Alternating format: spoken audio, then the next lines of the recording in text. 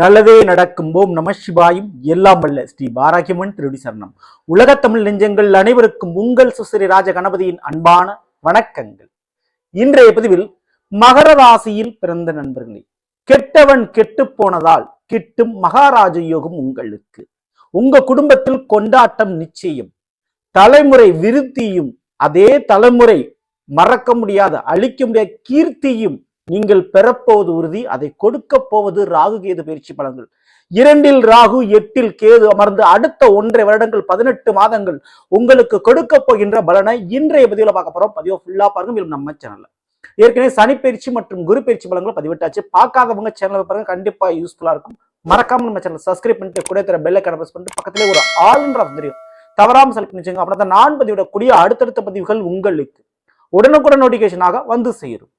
மகர ராசியில் பிறந்த நண்பர்களே, 2025 7 சனி முடிந்த ஒரு பொன்னான ஒரு காலகட்டத்தை நீங்கள் அனுபவித்துக் கொண்டிருக்கிறீர்கள். இனிமேல் 7 சனி சனி பிரச்சனையை பத்தி நீங்க கவலைப்பட தேவையில்லை. இந்த ஒரு நேரத்தில் தலைக்கு மேல இருந்த ஒரு ஆபத்து தலைகீழாக மாறி காணாமல் போக போகிறது. காரணம் ராகு கேதுனுடைய பெயர்ச்சி.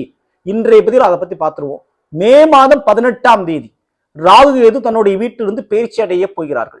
ராகு இப்பொழுது எங்க இருக்கிறார் அப்படின்னு கேட்டா மீன ராசியில இருக்கிறார். கேதுவான் கன்னி ராசியில இருக்கிறார். இந்த 2 கிரகங்களும் மே மாதம் 18ஆம் தேதி பயிற்சி அடைஞ்சு கும்பத்தில் ராகுவும் சிம்மத்தில் கேதுவும் போய் அமரப்போறாங்க. எல்லா கிரகங்களும் முன்னோக்கி சென்றால் இந்த 2 கிரகங்கள் பின்னோக்கி நகர்ந்து வரக்கூடியது. அதனாலேயே மற்ற கிரகங்கள் கொடுத்த ஒரு பலனை இந்த கிரகங்களால் மாற்ற முடியும். கடந்த கால ஒரு நிகழ்வை மாற்றக்கூடிய வல்லமை இந்த 2 கிரகங்களுக்கு இருக்கு. உங்களுடைய பிறப்பு ஜாதகத்துல சர்வதோஷம் பித்ருதோஷம் இந்த ராகு கேதுவால் ஏற்பட்ட தடை இருந்தா அந்த தடை உடையும் காலகட்டம் இந்த ஒரு காலகட்டமா உங்களுக்கு இருக்க போகுது. மகர ராசிக்காரங்களுக்கு 2ஆம் வீடான குடும்பஸ்தானத்தில் கும்ப ராசியில் ராகு வந்து அமர்வது மிகப்பெரிய அளவு ஒரு நன்மையை கொடுக்கும். என்னன்னு கேட்டீங்கன்னா, உங்க ஜாதக ரீதியா ஒரு சர்வதோஷம் இருக்கு, பித்ருதோஷம் இருக்குது, அதனால திருமணம் தள்ளிக்கொண்டே போகுது அப்படின்னா அந்த தோஷம் விலகுகின்ற தருணம். ஏன்னா அந்த தோஷமே யோகமாக மாறக்கூடிய தருணம் உங்களுக்கு ஏற்ற ஒரு வரன் இந்த ஒரு காலகட்டத்துல அமைய போவது உறுதி. சரிங்களா? அடுத்தபடியா அந்த குழந்தை பாக்கியம் புத்திர ஸ்தானங்கள் கேது ராகு அமர்ந்து அதனால ஒரு தடை ஏற்படுதுன்னா அந்த தடையும் உடையும். ஏன்னா ராகு கொடுக்கின்ற ஒரு கிரகம் 2ஆம் வீட்டுல வந்திருக்கிறதுனால ராகுவை போல் கொடுப்பார் இல்லை என்று சொல்வார்கள். அது குடும்பத்தை உங்களுக்கு கொடுக்கும். அது மூலமா வாழ்க்கை துணையை கொடுக்கும், குழந்தை பாக்கியத்தை கொடுக்கும். மேலும் தலைக்கு மேல அந்த ஒரு ஆபத்து தலைகீழா மாறப்போகுதுன்னு சொன்ன இல்லையா, அது எதுன்னா 9ஆம் வீடான, அதாவது மகரத்திற்கு 9ஆம் வீடு கன்னி. கன்னியில இருந்த கேது விலகி 8ஆம் வீடான சிம்மத்துக்கு போறார். அப்போ 9ஆம் வீடுங்கிறது பாக்கியஸ்தானம். 9ஆம் வீடுங்கிறது மிகப்பெரிய அளவு வாழ்க்கையில நீங்க ஒரு மிகப்பெரிய ஒரு முன்னேற்றத்தை ஒரு லட்சியத்தை எதிர்பார்த்துட்டு இருப்பீங்க, மிகப்பெரிய ஒரு ஆஃபரை எதிர்பார்த்துட்டு இருப்பீங்க. அந்த மாதிரியான ஒரு ஸ்தானம் தான் 9ஆம் வீடு. ஒரு முதலாளியாவது ஒரு தொழில ஒரு இன்வெஸ்ட்மெண்ட் பெரிய ஒரு லாபத்தை எதிர்பார்த்து வெயிட் பண்ணிக்கிட்டு இருப்பீங்க. ஒரு இடத்தை வாங்கி லாக்கா இருப்பீங்க. பணம் என்பது ஒரு மாட்டிக்கிட்டு சிக்கி தவிக்கும். பணப்பிரச்சனையில் தலையே அடமானம் வைக்கக்கூடிய சூழல் உருவாகி இருக்கலாம். அப்படிப்பட்ட சூழல் இப்பொழுது தலைகீழா மாறப்போது. ஏன்னா 9ஆம் வீட்டை விட்டு விலகி 8ஆம் வீட்டுக்கு போறாரு கேது. அதனாலேயே நினைத்த இடத்தில் பதவி உயர்வு உண்டு, பதவி வாய்ப்பு கிடைக்கும், ப்ரமோஷன் சம்பள உயர்வு உண்டு. போட்ட பணத்தை 3 மடங்காக திருப்பி எடுக்கக்கூடிய லாபகரமான ஒரு வருடமாக இந்த ராகு பயிற்சியின் மூலமாக இந்த வருடம் உருவாக போகிறது. கண்டிப்பா மகர ராசிக்காரங்களுக்கு பண விஷயத்திலும் பதவி விஷயத்திலும் மிகப்பெரிய ஒரு நன்மை உண்டு. அதேபோல் அரசாங்க உத்தியோகம் அல்லது பெரிய இடத்தில் ஒரு பொசிஷன்ல அமர்ந்து உங்களுடைய தலைமுறையில் இப்படி ஒரு நபர் இருந்தீங்க அப்படின்ற அந்த கீர்த்தி புகழை நீங்கள் அடைய போகிறீர்கள். உங்க தலைமுறையில பெரிய ஒரு டாக்டர், பெரிய ஒரு வக்கீல், பெரிய ஒரு இன்ஜினியர் அல்லது வெளிநாட்டுல போய் நாங்க செட்டில் ஆனோம் அப்படின்ற பெரிய அளவு ஒரு நேமை நீங்க கிரியேட் பண்ண போறீங்க. அதற்கு வாய்ப்பு உண்டு. மேலும் இந்த 8ஆம் வீட்டுல கேது போய் அமர்றதுனால எப்பேற்பட்ட வம்பு வழக்கு பிரச்சனையா இருந்தாலும் அந்த பிரச்சனை குறையும். ஏன்னா 8ஆம் வீடுங்கிறது ஒரு மறைவு ஸ்தானம், ஆயுள் ஸ்தானம், வம்பு வழக்கை கொடுக்கக்கூடிய ஒரு ஸ்தானம். அதுல கேது போய் அமர்ந்து கெடுக்கிறார். கெட்டதை கெட்டவன் கெடுத்து போகிறதுனால நல்லது உங்களுக்கு நடக்க போகுது. கெட்டவன் அழிந்தா நல்லது தானே. அந்த மாதிரி 8ஆம் வீட்டை கேதுவான் போய் அமர்ந்து கட்டுப்படுத்துகிறார். அதனால தீராத வம்பு வழக்கு பிரச்சனை தீரும். மறைமுகமான எதிரிகள் மறைமுகமான வேலை செஞ்சு ஒரு இந்த ஏவல் பில்லி சூனியம் செய்வினை இப்படிலாம் பண்ணி உங்களுக்கு ஒரு மன ரீதியான ஒரு பிரச்சனையை கொடுத்துக்கிட்டே இருக்காங்க.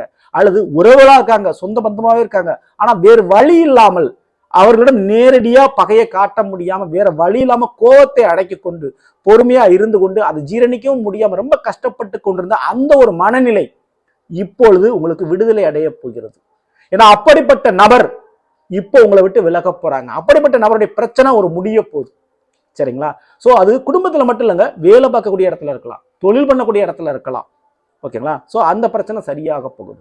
மறைமுகமான எதிரிகளால் ஏற்பட்ட பிரச்சனை அனைத்தும் குறையும். அரசாங்க வழிகள் இருந்த பிரச்சனை ஏதாவது இருந்தா அந்த பிரச்சனை சரியாகும். ஏதாவது டாக்குமெண்ட் பிரச்சனை இல்ல கவர்மெண்ட் ரீதியான ஒரு கோர்ட்டு கேஸ் நடந்துகிட்டு இருக்கு, வழக்கு நடந்துகிட்டு இருக்குன்னா அதெல்லாம் சரியாகக்கூடிய காலகட்டம். இப்ப 2ஆம் வீட்டில் ராகு வந்து அமர்ந்திருக்கிறார். கண்டிப்பா மகர ராசிக்காரங்களுக்கு குடும்ப விருத்தி உண்டு, குடும்பத்தில் புதிய வரவு கிடைக்கும். அல்லது நீங்க தனிமரமா இருந்தா உங்களுக்கு ஏற்ற ஒரு நட்பு ஒரு துணை உங்களுக்கு கிடைக்கும். அதே போல ராகு வந்து அமர்ந்தா பண விஷயங்கள் புழக்கங்கள் அதிகமான முறையில இருக்கும். குடும்பத்துல சுபகாரியம் சுப நிகழ்ச்சிங்கிறது நடக்க போகுது, உங்களுக்கோ உங்க பிள்ளைகளுக்கோ கூட பிறந்தவங்களுக்கோ, அதுல எந்த மாற்று கருத்தும் இல்லை. ஆனா அதை விட முக்கியம் பணப்பழக்கம் அதிகமான முறையில் இருக்கும். ஃபைனான்ஸ் பேங்க்ல வேலை பார்க்கக்கூடியவங்க, நீதித்துறையில் இருக்கக்கூடியவங்க, இவங்களுக்குலாம் ஒரு நல்ல ஒரு ரொட்டேஷன் இருக்கும். பிசினஸ் தொடங்கக்கூடியவங்க அல்லது பிசினஸ் நடத்திக்கிட்டு இருக்கவங்களுக்கு அந்த பண ரொட்டேஷன் அதிகமா இருக்கும்.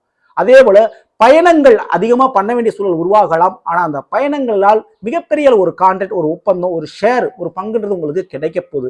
ஒரு மிகப்பெரிய ஒரு நல்ல வியாபாரம் உங்களுக்கு நடக்க போகுது. அந்த விதத்தில் மிகப்பெரிய ராஜயோகத்தை நீங்க அனுபவிக்க போறீங்க.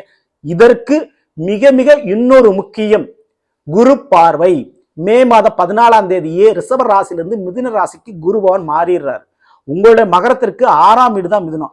6ல போய் குரு மறைஞ்சாலும் அந்த குருவனுடைய 9ஆம் பார்வை கும்ப ராசியில பதியுது. கும்ப ராசியில் இருக்கும் ராகு மேல் பதிகிறது. ராகுக்கு குரு பார்வை கிடைத்து அந்த ராகு மேற்கொண்டு பலம் பெறுகிறார். அதே போல தவறான வழியில சில பிரச்சனை அந்த பிரச்சனை சரியாகும். சில பேத்துக்கு இந்த குருட்டு அதிர்ஷ்டம் சொல்லுவாங்க. அந்த மாதிரி சின்ன மீனை போட்டு பெரிய மீனை பிடிக்கிற அந்த ஒரு முயற்சியில கண்டிப்பா இந்த தடவை உங்களுக்கு ஒரு பெரிய மீனே கிடைக்கும். அது தங்க மீனாக கூட உங்களுக்கு கிடைக்கும். அந்த மாதிரி ஒரு தொழில், ஒரு முதலீடு மற்றும் உங்களுடைய முயற்சியில் பெருமளவு பண லாபத்தை நீங்கள் பார்க்கலாம், பெரிய வெற்றியையும் நீங்கள் பார்க்கலாம். அதே போல ஒரு முயற்சி கண்டிப்பா பணம் வசூல் பண்ற விஷயத்துல எப்படினாலும் இவங்ககிட்ட இருந்து நம்ம பணத்தை வாங்கிடணும், நம்ம பங்கை வாங்கிடணும், நம்ம ஷேரை வாங்கிடணும் அப்படின்னு நினைக்கிறவங்களுக்கு இந்த ஒரு காலகட்டம் 1.5 வருடங்கள அந்த பணமானது வசூல் ஆகுங்க. சரிங்களா? அதுல எந்த விதமான தயக்கமும் வேண்டாம், மாற்றம் வேண்டாம். இப்போ வேலைக்காக ஒரு தொழிலுக்காக பயணங்களும் அல்லது இல்லறத்தை விட்டு பிரிந்து போகக்கூடிய வாய்ப்பும் உங்களுக்கு வரும். சரிங்களா? அது வந்து தற்காலிகமாக தான், நிரந்தரமா கிடையாது. சோ தவறாமல் அதை பயன்படுத்தி கொள்ளலாம். இந்த ஒரு நேரத்தில் மகர ராசியில பிறந்தவங்க தவறாம பண்ணக்கூடிய விஷயம், இந்த 8ல கேதுபான் இருக்கிறார் இல்லையா, அப்ப மறைமுகமான ஒரு காய்ச்சல், என்ன எதுன்னு தெரியாத ஒரு காய்ச்சல் சம்பந்தமான பிரச்சனையை மாட்டிக்கொள்ள வாய்ப்புகள் உண்டு. உடல்நிலையில கொஞ்சம் கவனம் அக்கறை தேவை. அதே போல தேவையில்லாத வேகத்தோடு வண்டி வாகனத்தை இயக்கிறத கொஞ்சம் குறைச்சிக்கிறது நல்லது. தேவையில்லாத விபரீத விளையாட்டுக்கு வீரதீர செயலுக்கு ஈடுபடாமல் இருக்கிறது நல்லது. ஸோ இதுலெல்லாம் கொஞ்சம் ஃபாலோ பண்ணுங்க. விளையாட்டாக இந்த வினையை ஏற்றுக்கொள்ளாதீர்கள். ஓகேங்களா? ஒரு கோபத்துக்காக ஒரு கௌரவத்திற்காக சில காரியங்கள் பண்ணி உங்களுடைய விபத்தில் இதுல மாட்டிக்காதீங்க. அதுல மட்டும் கவனத்தோட இருந்துங்க. மற்றபடி பயப்படாம இருக்கலாம். முக்கியமா மகர ராசிக்காரங்க இந்த ஒரு நேர காலகட்டத்தில் நடராஜருடைய வழிபாடுகள் ரொம்ப ரொம்ப முக்கியமா பண்ணுங்க. அது மிகப்பெரிய அளவு உங்களுடைய வாழ்க்கையில் ஒரு நன்மையை கொடுக்கும். வாழ்க்கையினுடைய மாற்றத்தை உங்களுக்கு உறுதியான முறையில் ஏற்படுத்தி கொடுக்கும். ஸோ நடராஜர் வழிபாடு தவறாம நீங்க பண்ணீங்க.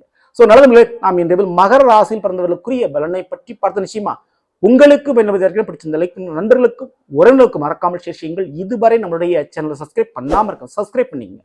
கூட இருக்கிற பெல் ஐகான் பிரஸ் பண்ணிட்டு பக்கத்தில் ஒரு ஆல் என்ற ஆப்ஷனை தவறாம செலக்ட் பண்ணிச்சுங்க. மேலும் அடுத்த பில் சந்திப்போம். நன்றி, வணக்கம். நல்லதே நடக்கும். ஓம் நம சிவாய். எல்லாம் வல்ல ஸ்ரீ வாராகியம்மன் திருவடி சரணம்.